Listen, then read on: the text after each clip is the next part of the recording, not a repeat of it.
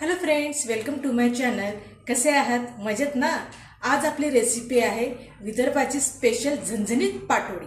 त्याकरता लागणारं साहित्य आहे 1 वाटी बेसन, बारीक चिरलेला कांदा, टोमॅटो, कोथिंबीर, तीळ, बारीक चिरलेला 7-8 पाकळ्या लसूण, 1 इंच खोबरं, अद्रक लसणाची पेस्ट आणि कांदा, लाल मिरची, खसखस, खोबरं, शेंगदाणे याचे तयार केलेलं मसाल्याचं वाटण.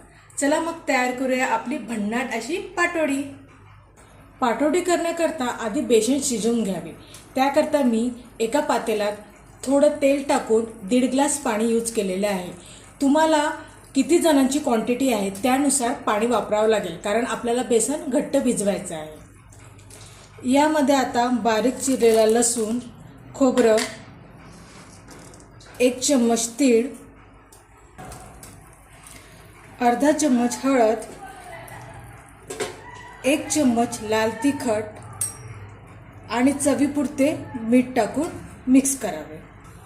आता यामध्ये बेसन ॲड करून त्याच्या गुठळ्या न होता त्याला छान असं घट्टसर भिजवून घ्यावे. गुठळ्या राहिल्या असेल तर त्याला कडेने असं पळीने छान घोटून घ्यावे, म्हणजे त्या गुठळ्या निघून जातात. आपलं बेसन घोटून तयार आहे. आता याला 5 ते 10 मिनटं वाफेवर स्लो गॅसवर शिजवून घ्यावे. आपलं बेसन शिजून तयार होतपर्यंत आपण फोडणीची तयारी करूया. त्याकरता मी गंजामध्ये तेल गरम केलं आहे. त्यामध्ये जिरं, कांदा, थोडं हिंग,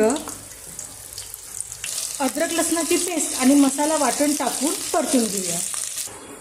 आपलं वाटण शिजलं आहे. आता यामध्ये सगळे मसाले म्हणजे गरम मसाला, धने पावडर, तिखट, हळद, चवीपुरती मीठ आणि सब्जी मसाला घालून छान मस्तपैकी पाणी घालून याला हवा तेवढी रस्सा तुम्ही तयार करून घ्या.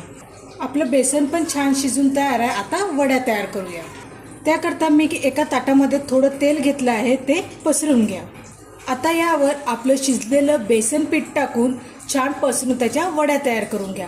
तेल लावल्यामुळे या वड्या ताटाला चिपकणार नाही. पीठ पसरवण्यासाठी तुम्ही हाताला थोडंसं पाणी लावून पण असं पसरवू शकता, किंवा तुम्ही हाताला प्लास्टिक लावून पण त्याला छान पसरून घेऊ शकता. आपला रस्सा छान तयार आहे. आता यामध्ये वरून कोथिंबीर घालून घ्या.